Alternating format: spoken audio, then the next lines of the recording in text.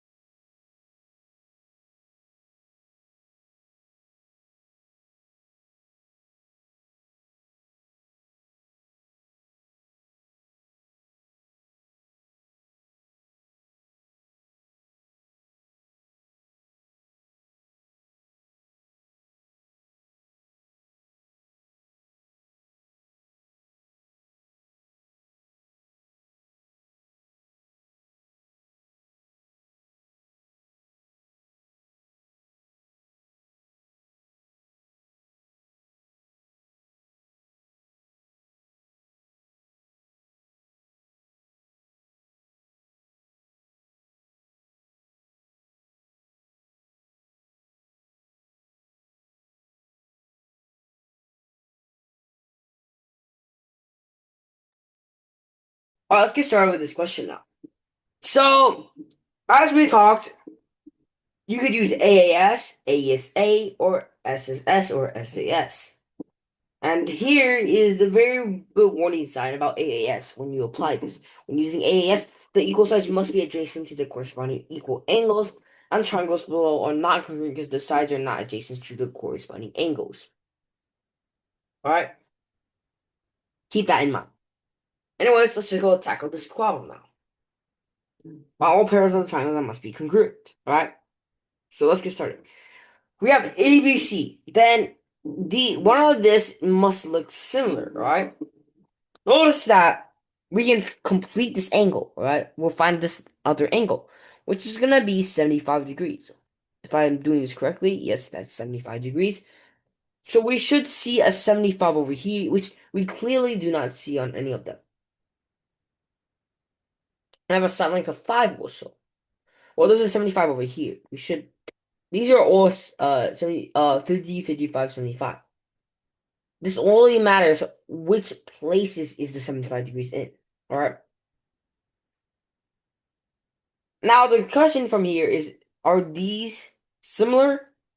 Well, no, since the angle opposite to the 5 is 50 degrees, and the angle opposite for DFE is going to be 75 degrees, since it's 5 to 75 degrees and 5 to 50 degrees. And the only one that's opposite is 5 to 50 degrees. So, what can we say about this? Is this similar? It sure seems so. This is by ASA. Is it really ASA? No, because 55 to 5 to 75 degrees. These don't match up, all right? The order also really, really matters. I'm pretty sure. Yep, the order really, really matters. I'm pretty sure. But let's keep that in the notes, all right? Now let's go on to DEF. Is there anything similar to that? Well, what does it look like? All right, so what can we take from here? All right, we want to apply ASA or SAS if we wanted to, but we only have one side, so it's basically impossible to do SAS or SSS. All right, basically not possible. So we have to do ASA or AAS. So there's not really that much of a shortcut to do this question. So we can find that this that share very similar properties. All right, these angles are reflected. So notice that order does matter, all right? Order pretty much matters for angles, all right? Order very, very matters, all right? But the quest problem is for me is the angles do not really, the triangles do not look very, very accurate to me. But matter of the fact, by ASA, these are congruent, all right? Even though this doesn't make sense, since 75 degrees is over here at 55 degrees, these are the same orientation. Why do they look the same even though their orientations are different? Well, I guess it's kind of to throw you off. Like, it could throw me off, everyone off the question, what is this configuration? Alright? But if we just go through the numbers, we just realize that NMO is actually similar to ABC. And notice that. I'm like congruent to ABC. NMO is congruent to ABC. Notice that this is not BAC. This is why I said order matters a lot. Because BAC is not congruent to NMO. Because when we talk about congruencies, we normally have to put the places where what the corresponding is, right? So, for example, N corresponds to N corresponds to A, and M corresponds to B, and A, C corresponds to O. Similarly, GHI is similar to EDF.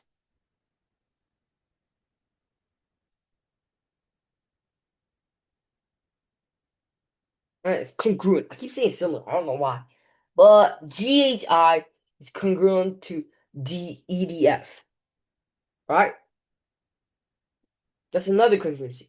Make sure the order matches, alright? the corresponding English order matches. It's very important. So you don't confuse yourself. Let's say, oh, ABC, let's say ABC is similar to NMO. Oh, so A is equal to N, but that doesn't, A is actually equal to M. Oops, my bad. A equals N, M is equal to B, C is equal to O. If we said A is equal to, ABC is equal to M, N, O, then we'd say A is equal to M, which is clearly not true, alright? Anyways, let's move on to 3.4.2 now. In the diagram at right, AB is parallel to DC. If M is the midpoint of AC, must it also be the midpoint of BD? Why or why not? I'll ask you guys to try this question and tell us through chat.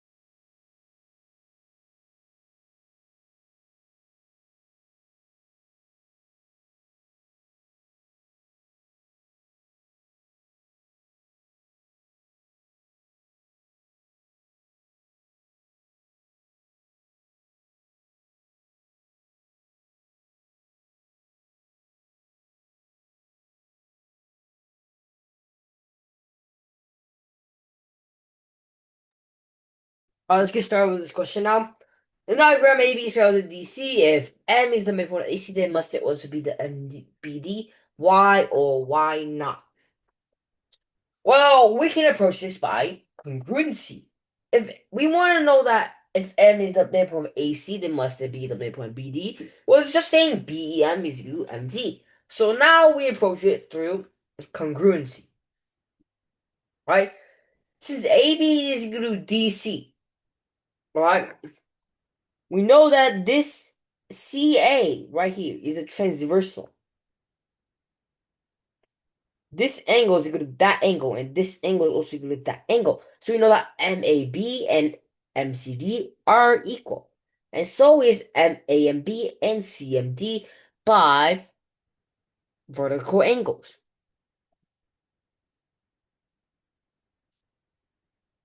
Now, from here, we know that these two are congruent. These two sides are congruent since AM and MC are congruent because of M is the midpoint of AC. We get by ASA, we can derive that BAM is equal to DMC. I meant DCM.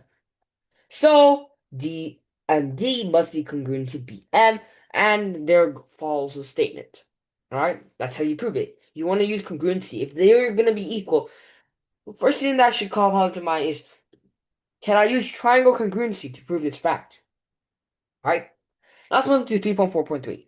Use ASA congruence to prove that AAS congruence is a valid congruence theorem. Do not assume AAS is a valid theorem for this part. You are asked here to show that any two triangles that satisfy the AAS criteria are indeed congruent without using AAS. I'll let you guys have a try on this question and tell us through chat.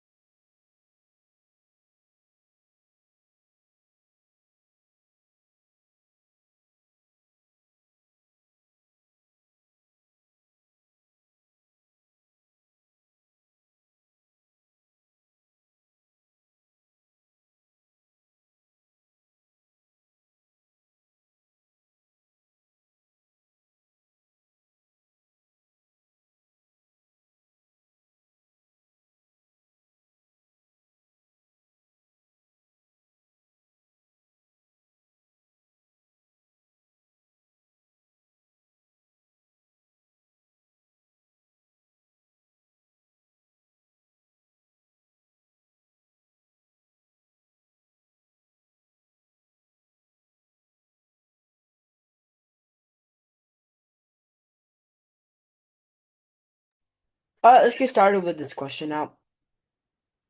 So now we're going to use ASA to prove that AAS. So we start with two triangles then, right? How do we construct this? That's a very important part.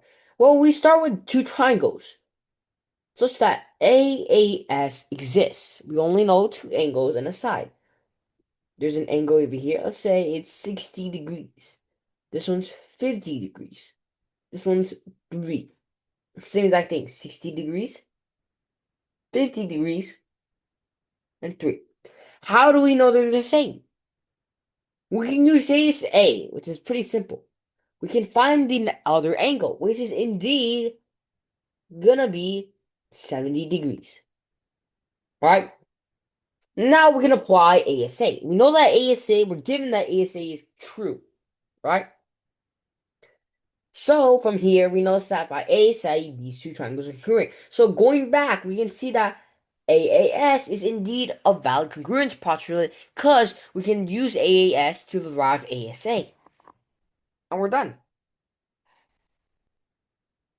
Yes, that is indeed true, Johnny. ASAs can prove AAS is a valid congruence because AAS conversion basically another conversion configuration of ASA. That is indeed true. All right, now we move on to 3.4.4. In the figure, PQ is equal to PR and PQY is equal to PYRX. Prove that QY is equal to RX. All right, how do we do this? Well, PQ is equal to PR. PQ is equal to PR. PQ is equal to PR. These are congruent. And then PQY is equal to PRX. PRX is equal to PQY is equal to PRX. These are equal. And then we got these congruent. Okay. Now we want to show that QY is equal to RX. How do we do that? Pretty obvious that pops out to your head is can we use can we use ASA or AAS? After all, this entire text is about AAS and AAS and ASA.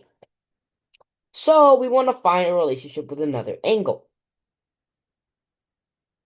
Well, since we know these PRX and PQY are the same, we know that these two angles are the same, then this angle must be these angles must be the same.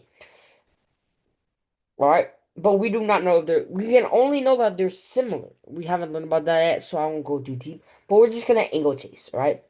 This angle is equal to that angle. These angles are equal. What can we do from there? Alright? We found a bunch of angles, now what do we do? Now we can first, after angle chasing, which can be helpful later, triangles YQP and XRP. We want to analyze those. These are the big ones. Yeah, they have triangle QPR in common, which is indeed true. And then from here, you can use ASA. And then you get that these two are congruent, so QY to RX. I've done this angle chasing, so for the future ones, we can do all the work now. Or we can use a different proof method. Alright. Now let's do 3.4.4. B. I'll let you guys try this question in terms to chat.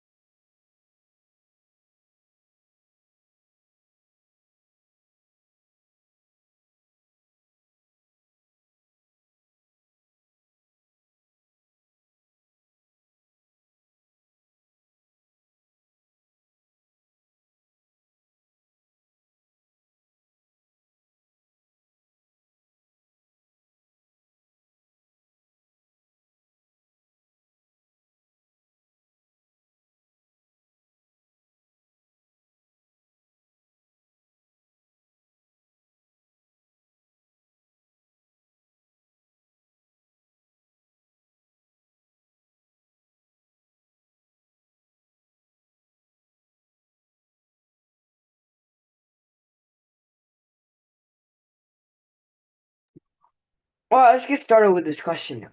So, you want to prove that xn is equal to yn. Like, how do we come to do this? Right? We found all the angles, a lot of angles, right? I'll clear this up so I can see the picture more clearly. Well, we want to show that xn is equal to yn. How do we come and go with this? Well, we know that qy is equal to rx. So if we can prove that q and x is congruent to y and r. How can we come to do this? Well, we know the angles are the same. That's a given, right? And we know the PQ is equal to PR. We can extend this. This is very important. We extend this entire. Make line QR. This is called a technique called auxiliary line. We're gonna make a new line to make our imagination much more smoother. Now from here, we can easily see that these angles are equal. This is a bisector, right? So this just shows that these let's call this new. Oh yeah, this is called N. This is called N. If you didn't see that, we can show that QPN is congruent to RNP. Since P, we drop a perpendicular. This is the isosceles triangle. Remember, this is gonna be now called M. QPM is congruent to NPR. Interesting, NPR. All right. Uh, the congruencies therefore means that QP is equal to PR, which follows, and then PN is equal to PN. Yup. And then these two are the same. QM is congruent to MR, which we can then show that QN is congruent to NR. This is by Pythagorean theorem. This follows. Alright? Now we have QN and NR. And we also have PQ and PR. Now we want to really show that Y and R and X and Q. We want to see the difference, right? We know that all the angles are the same. So from here, since these two angles are the same, remember we proved it before, as we talked about. By ASA, this follows. Since from here, by ASA, Q and P is equal to Y and R, and the result follows. And this is done. Alright. Now let's move on to extra. Divide the figure at right into 4 congruent pieces that can be arranged to form a square. See the pages mentioned in the acknowledgments for a link to the site. Alright. This is the visit. I think you guys can do this when you have your free time. When you have time to do this, you can do this. I'm not gonna do this right now, but maybe later, but not today. Alright? I'll just move on. Now let's go to SSA. Not necessarily congruence. Alright? We're not gonna do the opposite or ASS. We're obviously not gonna do it that way. Since it's kind of inappropriate to say, okay? Anyways, in the diagram, we have 3 triangles, side length, 2 side length of 2.5 and 3, and angle of 40 degrees. 40 degrees has 3 centimeters segment as a side, but does not have a 2.5 centimeters side. Are the triangles congruent? No. Clearly, HI is much smaller than EF and BC, so the triangles are not congruent. SSS works, SAS works, ASA works, and AAS too, but SSA not so much. Why? Why is that?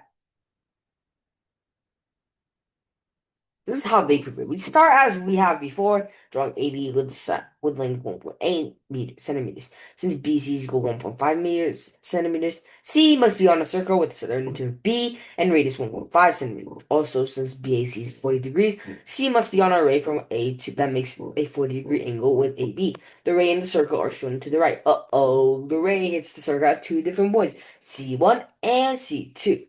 Both ABC and ABC2 ABC1 and ABC2 match the information that was given by ABC, but they're very obviously not congruent. You can construct it quite easily through here. This construction, alright? Suppose we have this triangle, so-called triangle. Now we want to prove by SSA. We know this angle is the same, and we know these sides are the same, alright? We have 2 different triangles, these are all the same, alright? This is one case. What about the other case? Is there any other case? Well, there is. It says we can always draw an angle bisector. Draw this such that we can actually not no, it's not I forgot, it's not an angle bisector. It's we can draw the same exact, we can make an isosceles triangle. We can draw the same exact. We can basically reflect around the perpendicular of this triangle. And we will get a side that's the exact same length. Which basically means that these sides are not the same. Interesting. But you say, oh, we just cut it off. Well, we can do it just for the other side. Alright?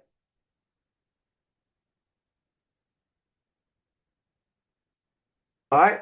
We can cut it off using the other side. So you can see we can just do this, and then boom, it shows. Alright?